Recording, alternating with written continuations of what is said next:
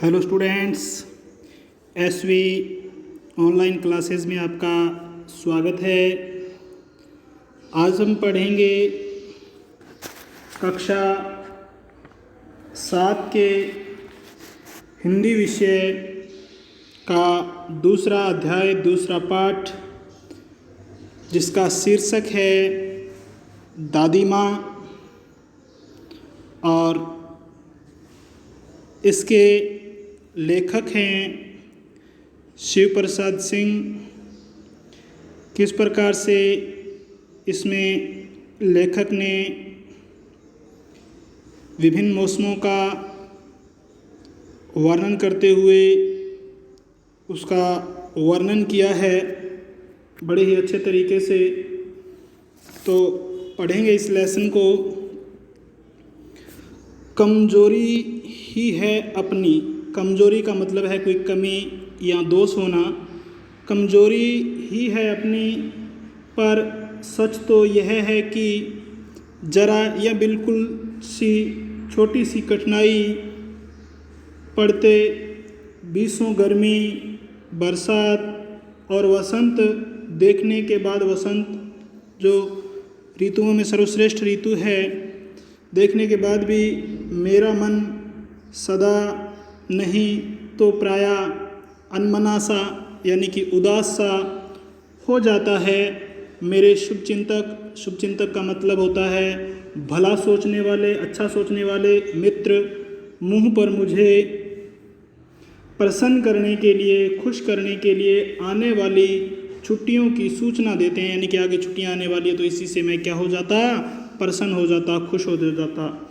और पीठ पीछे मुझे कमज़ोर और जरा सी प्रतिकूलता का मतलब विपरीत परिस्थितियों से घबराने वाला कहकर मेरा मजाक उड़ाते या मेरी हंसी उड़ाते। मैं सोचता हूँ, अच्छा अब कभी उन बातों को नहीं सोचूंगा। ठीक है, जाने दो। सोचने से होता ही क्या है, यानी कि सोचने से कुछ नहीं होने वाला है।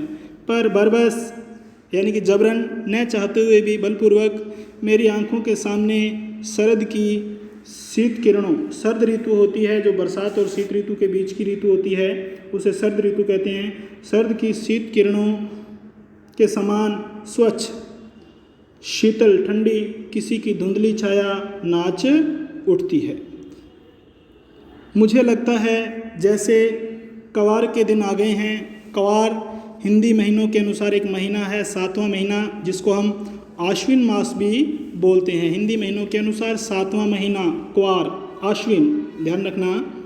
लगता है जैसे क्वार के दिन आ गए हैं। मेरे गांव के चारों ओर पानी ही पानी हिलोरे ले रहा है, यानी कि खेल रहा है, नाच रहा है, प्रसन्न हो रहा है।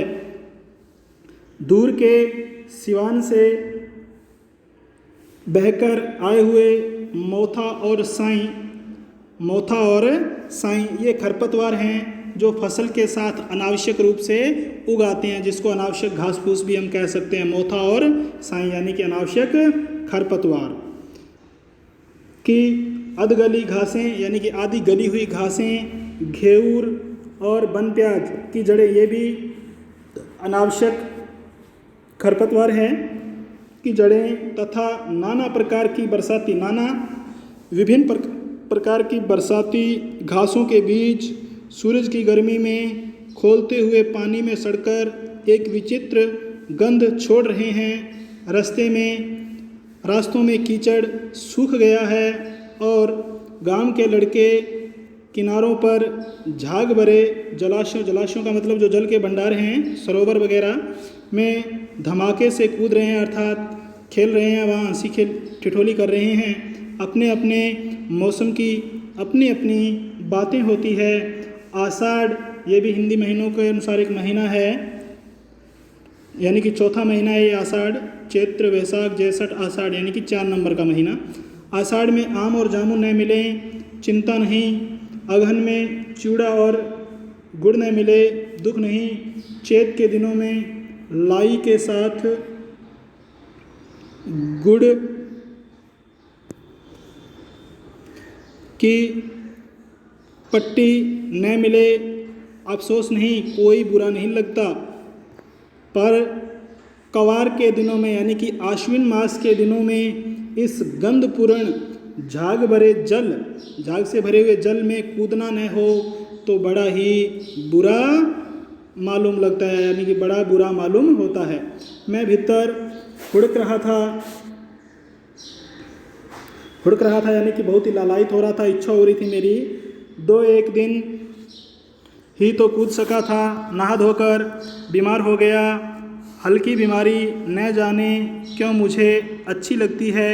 थोड़ा ज्वर यानी कि बुखार, सर में साधारण दर्द और खाने के लिए दिन भर नींबू और साबू। ये साबू एक प्रकार का साबूदाना जिसको कहते हैं, जिससे खीर वगैरह बनाई जाती है। साबूदाना जो शरीर के लिए ठंडक प्रदान करता है, शरीर में ठंडक प्रदान करता है, उसे कहते हैं साबू। लेकिन इस बार ऐसी चीज़ नहीं, ज्वर जो चढ़ा तो चढ़ता ही गया, रजाई पर रजाई, और उतरा रात 12 बजे के बाद। दिन में चादर लपेटे सोया था। दादी माँ आई, शायद नहाकर आई थी। उसी झाग वाले जल में पतले दुबले सने शरीर पर सफ़ेद किनारीहीन धोती, सन से सफ़ेद बालों के सिरों पर सध्य टपके हुए जल की शीतलता आते ही उन्होंने सर पेट छुए, यानी कि मेरा बुखार चेक किया, मेरा ज्वर चेक किया, जांच की। आंचल की गांठ खोल किसी अदृश्य शक्तिधारी के चबूतरे की मिट्टी मुंह में डाली, माथे पर लगाई। दिन रात चारपाई के पास बैठी रहती, कभी पंखा झलती, कभी जलते हुए हाथ पैर कपड़े से सहलाती, सर पर दालचीनी का लेप करती और 20 बार छू छू कर ज्वर का अनुमान करती। हांडी में पानी आया कि नहीं। हांडी पतीले नुमा एक बर्तन जिसमें पानी वगैरह गर्म किया जाता है। पानी आया कि नहीं, उसे पीपल की छाल से छौंका कि नहीं, गर्म किया या नहीं। खिचड़ी में मूंग की दाल एकदम मिल तो गई, कोई बीमार के घर में सीधे बाहर से आकर तो नहीं चला गया, आदि लाखों प्रश्न पूछ कर घर वालों को परेशान कर देती। दादी माँ को गंवाई गांव की 50 किस्म की दवाओं के नाम याद थे। जो ग्रामीण दवाएं थी, जो देसी दवाएं थी, उनके 50 प्रकार के नाम उसको याद थे। गांव में कोई बीमार होता, उसके पास पहुंचती और वहाँ भी वही काम, हाथ छूना, माथा छूना, पेट छूना, यानी कि उसके ज्वर को या उसकी बीमारी को जांच करने का प्रयास करना। फिर भूत से लेकर मलेरिया, सरसाम, ये भी एक प्रकार की बीमारी है, निमोनिया तक का अनुमान विश्वास के साथ सुनाती, यानी कि उसके शरीर को स्पर्श करके ही वह बीमारी का पता कर देती। महामारी और विसूचिका होता है हैजा या चेचक रोग के दिनों में रोज़ सवेरे उठकर स्नान के बाद लवंग, जिसको हम लौंग बोलते हैं, लवंग और गुड़ मिश्रित जलधार, गूगल और धूप, सफाई कोई उनसे सीख ले, यानी कि सफाई के मामले में बहुत ही अव्वल थी, सफाई बहुत ज़्यादा रखती थी। इससे सीख लेनी चाहिए हमें भी, और हमें भी अपने घरों में बहुत ज़्यादा सफाई रखनी चाहिए। दवा में देर होती, मिश्री या शहद ख़त्म हो जाता, चादर या गिलाफ नहीं बदले जाते। गिलाफ होता है कोई जिस प्रकार घरों में रज़ाई वगैरह होती है, उसके ऊपर जो पतली चादर ओढ़ाई जाती है उसके चारों तरफ, उसे गिलाफ बोलते हैं। या गिलाफ नहीं बदले जाते तो वे जैसे पागल हो जाती, अर्थात बहुत गुस्सा करती, सबको डांटती। बुखार तो मुझे अब भी आता है, नौकर पानी दे जाता है, मेस महाराज अपने मन से पकाकर खिचड़ी, मेस महाराज यानी कि रसोई का जो चलायमान है, जो रसोई को चलाता है, यानी कि रसोई में जो खाद्य पदार्थ बनाता है, मेस महाराज अपने मन से पकाकर खिचड़ी या साबू, डॉक्टर साहब आकर नाड़ी देख जाते हैं और कुनेन मिक्सचर की शीशी की तिताई के डर से, तिताई का मतलब होता है कड़वापन, यानी कि जो कुनेन वगैरह की गोलियां हैं वो बहुत ही ज़्यादा कड़वी होती है। तिताई के डर से बुखार भाग भी जाता है पर न जाने क्यों ऐसे बुखार को बुलाने का जी नहीं होता। आज के लिए इतना ही स्टूडेंट्स। तो इसमें से कुछ क्वेश्चन आपको करने हैं। सबसे पहला प्रश्न है, अघन मास में या क्वार मास कौन सा होता है? क्वार कौन सा महीना होता है? इसके बारे में लिखना है। लाई के साथ गुड़ की पट्टी किस माह में मिलती थी? इस प्रश्न का उत्तर भी आपको करना है। ये 2 प्रश्न हो जाएंगे। और महत्वपूर्ण जो शब्दार्थ मैंने बताए हैं उनको भी आपको लिखना है।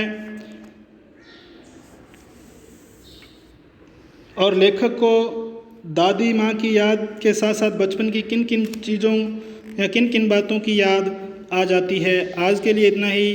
धन्यवाद।